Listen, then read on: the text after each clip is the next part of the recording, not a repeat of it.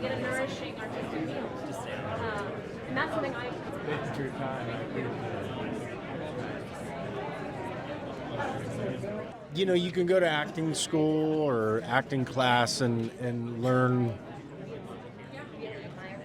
No one can teach you what it's like to show up on a set on the first day and who's the guy running over who's saying where to park, and then why is that guy telling me to go over here, and so all of the intricacies of a day on set, which all what that requires is being on set. And I grew up in the business. I'd been around sets all my life, and yet I still really had no understanding of that. And I think for me, it's, you know, you only have a certain amount of psychic bandwidth during a day, and I tend to be sort of an introvert, so I tend to have to, you know, I like to sort of cubby off and go back to my nest to like rebuild my energy so I can go back.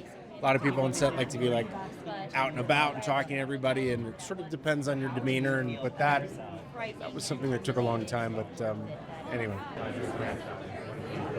53%, over half, right?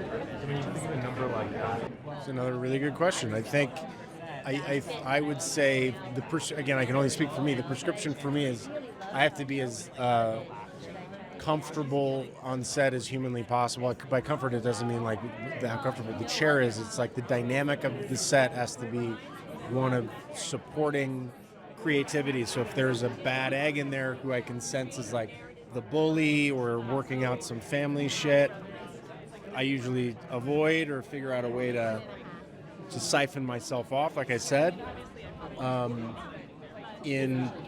But for the other part of your question, I think, yeah, I think there's a definite, as anybody says, you've heard it before, it's like, yeah, the thing scared me, I felt like I had to do it. I think there's like deep truth to that, for sure. There's multiple names that come up on different things. So I was last year in Sundance 3 years ago. Was ice strapping? Yeah, were you strapping? Did you have to like... There is certainly, at least I feel, like a certain crackle between myself and another performer.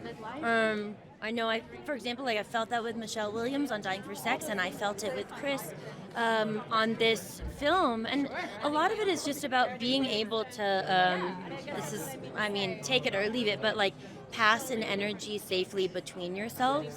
And to have comfort in a charged situation, to care for each other without having that be cumbersome or like overly thought about. And you know, there's a scene in the movie where our characters have a really, really upsetting argument, and in between takes, that was the day that Chris and I were goofing around the most.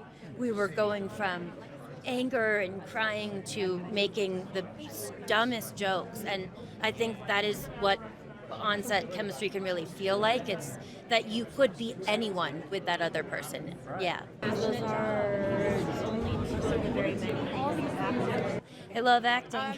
I love it. Like every time I start another take, I'm very aware I have a new chance to do it. It's like if you like swimming, you like going off the diving board, it's just like I get to do another cannonball. And there is, eventually I think sometimes you wear yourself out, but that also is a wonderful feeling. I think if the writing is good, you find something new every time.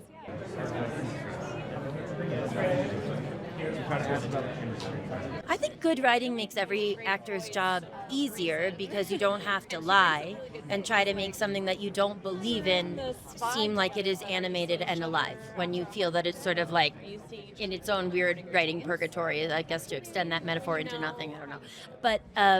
But I do feel like there certainly is a good amount of it's not pressure, but it's an awareness of being entrusted with something very valuable, and that's a sign of success. So I like that.